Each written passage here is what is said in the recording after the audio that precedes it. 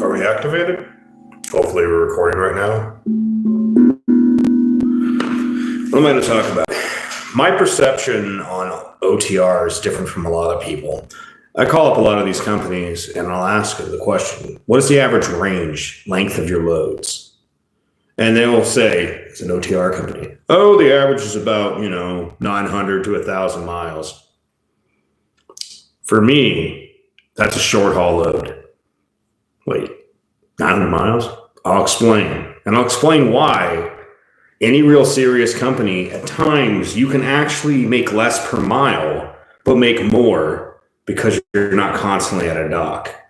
Where am I going with this? This is Freedom Phil. Like, subscribe. Let's get into it and always turn up the video speed. You should be watching this at least at 1.5 to 1.75. Let's get into it. As I've sifted through lots of companies, the prime type of company that I look for is a company that goes from coast to coast. Mostly because I just like traveling and I've got family on the other side of the country, park at a truck stop, they pick you up, you hang out, and then you don't have to waste your vacation time visiting family because you already saw them, But a lot of people think 900 miles is a long ways. Not for an OTR. No, not for somebody that's really into OTR. Let me give you a perspective on that. In a single day, you could start off around the Boise area and make it all the way to Laramie, Wyoming in a single day. Now, assuming you weren't governed, you could guaranteedly do that. A lot of these trucks are governed, but what's the point? That's what you want to be doing. You don't want to be loading, you want to be driving. The type of company that you would prefer if you're really going to want to go out and make money is a company that generally the load has been preloaded by the local guys. The guys that want to go home every day, see their family, or an older driver that's got health issues, but they're staying local. They load the main trailers, unless it's some 100 miles away or so. You go out there, you get loaded. Maybe show up the night before. I used to do that. Like, well, it loads the next morning. I'd show up because I already have my reset. I'd show up the night before, park on site, get loaded, goes to the dock, and then they'd load. I pick up the trailer. Sometimes the trailer would be preloaded when I got there. But the preloaded trailer, and then 3 to 4 days later. And people say, well, if I'm making this much more per mile, I'm making more than you. Maybe. And that's a big maybe, because let me explain one of the biggest losses of profit for a young driver, OTR driver in the industry. And that is sitting somewhere, waiting somewhere. You're not paid to wait generally. Now, one might argue, well, if the shipper takes over 2 to 3 hours to unload, I start getting paid detention pay. Let me ask you, driver, which pays more, driving or detention? And that's if the people pay it. A lot of times it's trying to get blood out of a stone from a lot of these companies. So you're better off. Let's say that you got one company want to pay you 60 or 63, but they're doing like 500-mile loads. Well, that can be actually kind of good too, like 500, 600 miles. Let's go with that, because you can easily do 700 if your truck's set to the right speeds. You get there, pick up that drop trailer. That drop trailer then goes all the way to where you're going. You hopefully drop the trailer at that place, or you just have to go there, ghost, let them unload it on their time. And then you go to the next place. But because you got to go to the next place, hopefully they can get you loaded in a reasonable amount of time. Otherwise, like maybe you do the split. Like you take a 2-hour or a 3-hour. So it'd either be, let's say, with the 8-2, with the remainder of 3, or let's just say you drive 3 and you have a remainder of 8. Now, when it comes to the recap, that will screw you up. You'd prefer to have the 8-2, 8-3, like 7.5 hours, take your 2, take your 3, or preferably a half an hour, at least that's how I used to work. And why is that? Because that can kind of work, but every time you get reloaded, you're just losing money.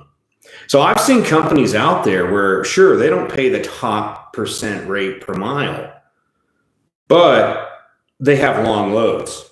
You start off, say, you pick up at a drop yard a load of fruit. You know, some of the local guys did 2 or 3 drops in the Eastern Washington area, and you take that load all the way to Crafton, Pennsylvania. That's next to Pittsburgh for those that don't know. And if Crafton does what Crafton does sometimes, you will be going into Pittsburgh to those fruit houses because, yeah, Crafton. But the point of it is, when I used to do like long loads, I'd get a load out of, say, near Napa, Caldwell, Idaho, and it was just near Boise.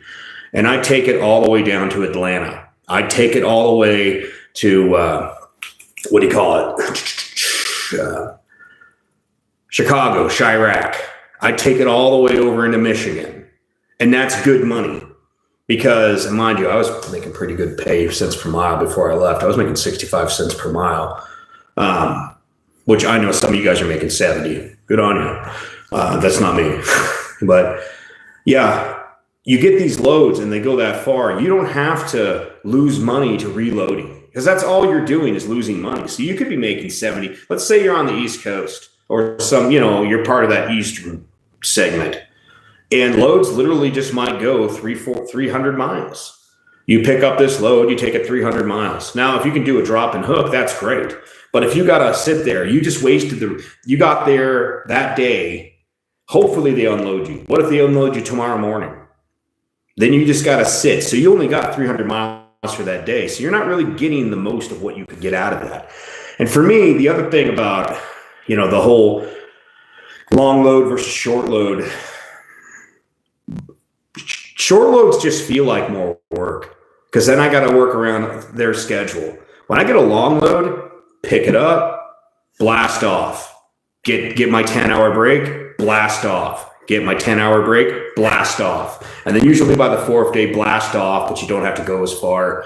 You know, maybe it's not even a 7-hour day.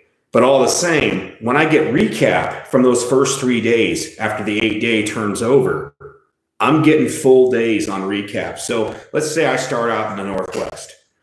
I blast off over to Chirac or Michigan or something like that. Then they get me a load that takes me south towards, I don't know, Georgia or something. Get unloaded down there. And hopefully I'm blasting the whole way to where when I start running out of hours, because, you know, there's going to be some reload loss. And maybe they start sending me towards Dallas, Fort Worth, or Houston or whatever. I get a load, it takes me all the way to California. I will start recapping premium hours. Now, I don't know if who knows? Did they get rid of recap? Did they get rid of the 70? I've been out for 3 years. But I can tell you that big loads, long loads, like basically at least a 2-day load. 3 to 4 day loads are what you want to aim for. And then when you get back, it's the type of load where you burn out your 70. And if you're doing it right, you have 70 hours in an 8-day week. Thus, that's why in six days, you'll burn out your time. So you'll burn out that 70 hours in 6 days, and then you take a 34-hour reset. That is what I prefer to do. And I don't even care where I take that 34. I could be in the middle of nowhere at a nice little truck stop. But let's say it's cold in the north and it's warm in the south. I could be down there in the south in a nice climate while it's the Arctic chill up north, you know, not paying rent, not paying utilities. And let me go over another equation that you should really look at too. State income taxes, that percent out of your pay. That one's easy. Just look at whatever you should be prospectively making and then look at the percentage of what you pay in that state. That's why I say pick a state that has a main line, a freeway that goes through a state that where you can set up and not have to pay that. Because let's just say it's 5% of what you make on 100,000, easy numbers. That's like what, $5,000. Let's say 80,000. What is that? 4,250. The point of it is that is a sizable enough chunk to where if you took that money and invested it would be making you money, or it could even be like a good used vehicle. Whatever, it's your money. Why give it to the government? The next part is healthcare. I've seen a lot of companies that pay way more, but then their healthcare is like $50 a week. Now, mind you, just a few years ago, no offense to all you Democrats, but thanks, Obama. Healthcare was free before all the mandates and all the crap happened. Okay? Healthcare was free. Now healthcare is something that most people have to pay for. The companies that I find generally have cheaper healthcare also pay a little less. But if those companies have long loads, effectively that long load kind of offsets it. Because let me put this in perspective. You think of healthcare as a normal person as once a month I make this payment. In trucking, it's once a week. Just like if you bought a truck, you're paying, I don't know, it used to be 1,000 something for a truck payment per week. Yeah, I'm not kidding on that. For people like, man, why does it cost so much? Well, think about this for a second. How much money can you make with that truck? That's assuming the economy's going good and you know what you're doing. So $1,000, that's a write-off. But the point of it is that just like with the once a week payment for your truck, well, healthcare in most companies is once a week. So $50 a week times 52 added up. It's not a small amount. Okay. And then if you got a healthcare like that's almost nothing or free, that's more money in your pocket. So you think about it from the perspective of if you've got a company that is in a state, or you're able to work out of an estate but work for their company because their company says, well, you can house anywhere. Just as long as we get you back once in a blue moon, like I like running for a month at a time or longer, especially during the winter. So effectively, you run out of a state, say, I don't know, Washington, Tennessee, Nevada, Florida, wherever state has no state income tax. And then you figure cheap healthcare. So if you between the non-taxes paid and then what you saved in healthcare, that might be $6,000 to $8,000 back in your pocket.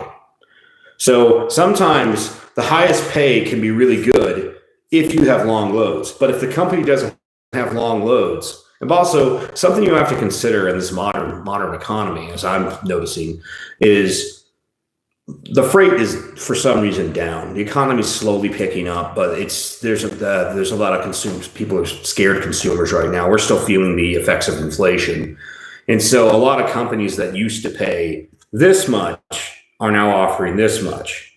So it is a different economy than the one I left in, which is funny. When I left, 65 cents a mile. I could fetch right now maybe 63 if I'm lucky, which ain't that some shit. But whatever. At this point, I don't even really need the money like I used to. I just figure I might as well go out there and make a giant pile of money while I still can. Do more investing, put more away. It couldn't hurt, go out there and put another 300,000-400,000, between properties that I have and stuff. I've got more than enough land value, but put some more money in the market. And then effectively, the guy that can live off anywhere from 5,000 to 10,000 a year, I can easily live off 5,000 if I don't have to worry about the house. Shit, just 100,000 invested do me good. But it couldn't hurt to have more, because as you get older, you never know what'll happen.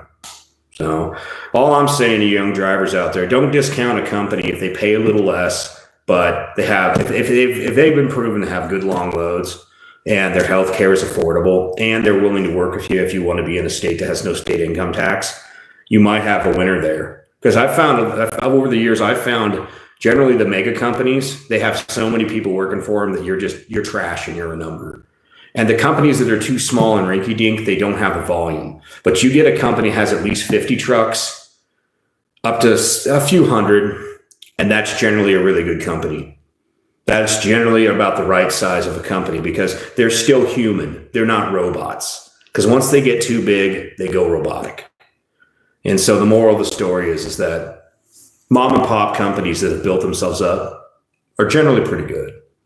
So anyways, that's my thoughts. Y'all have a good day. Peace.